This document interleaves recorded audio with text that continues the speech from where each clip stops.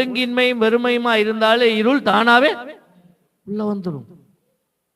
இந்த பூமிய ஆண்டவர் படைக்க ஒன்றே இல்லாம படைக்கல. ஆனா அந்த பூமி ஒழுங்கின்மையா மாறி வெறுமையா மாறிட்டு அதுக்கு பிறகு என்ன நடக்குதா? எங்க இருள் இருக்கு? ஆழத்துக்குள்ள இல்ல.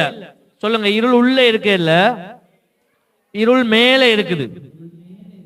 எப்பயுமே மேல இருக்கிறது தான் என்ன செய்யும்? கண்ணுக்கு தெரியும்.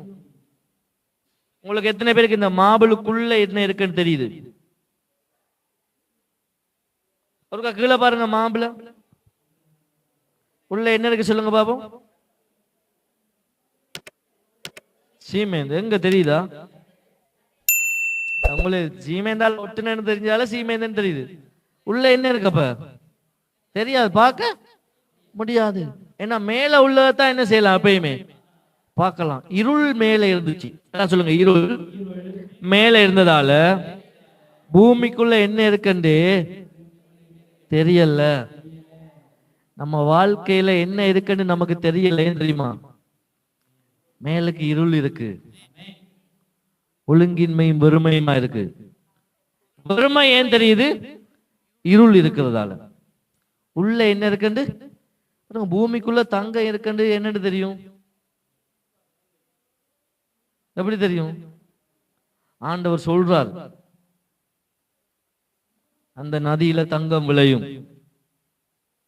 எப்ப சொன்னாரு? இந்த பூமியை பார்த்து தேவன் பேசின முதல் வார்த்தை வாசிங்க பாப்போம். ஆழத்தின் மேல் இருள் இருந்தது. தேவ ஆவியானவர் ஜலத்தின் மேல் அசைவாடிக் கொண்டிருந்தார். ஆவியானவர் அசைவாடுறாரு. தேவன் வெளிச்சம் உண்டாக கடவுதென்றார். தேவன் என்ன உண்டாக கடவுதென்றாரா? முதல் வார்த்தை சொல்லுங்க. First word light. வெளிச்சம் நல்லது என்று தேவன். அப்படி என்ன இருள் என்ன இல்ல? சொல்லுங்கள வாயத்திலிருந்து, இருள் என்ன இல்ல? இதுவரைக்கும் தேவன் நல்லதென்று ஒன்றையுமே காணல. முதல் தேவன் நல்லதென்று ஒன்றை கண்டுபிடிச்சாரு. என்னது? முதல் தேவையும் வெளிச்சம்தான், முதல் நல்லதும் வெளிச்சம்தான்.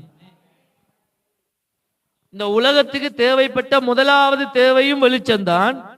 இந்த உலகத்துக்கு தேவைப்பட்ட இந்த உலகத்துக்கு கிடைத்த முதலாவது நன்மையும் வெளிச்சம்தான். சொல்லுங்க, பெஸ்டும் வெளிச்சம்தான், பெஸ்டும் வெளிச்சம்தான்.